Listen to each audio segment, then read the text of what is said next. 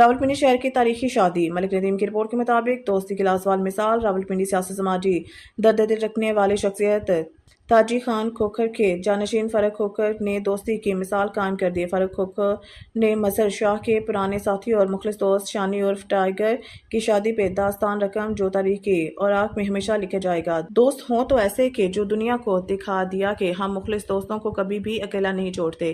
करोड़ रुपए लगाकर फ़र्रुख खोखर ने साबित कर दिया कि हम मुखलिस साथ चलने वालों के लिए रोशनी बना करते हैं। हजारों लोगों की शादी में शिरकत ने भी ये साबित किया कि फ़र्रुख खोखर लोगों के दिलों की धड़कन बन गया है। शादी में मजहर शाह और फ़र्रुख खोखर ने ये अनोखी दास्तान दोस्ती की कीमत में अदा की। दुनिया को ये पैगाम दिया कि मुखलिस दोस्तों की कदर करना सीखें। लोगों की बहुत बड़ी तादाद ने फ़र्रुख खोखर और मजहर शाह को इस रवायत को कायम करने पर मुबारकबाद पेश की।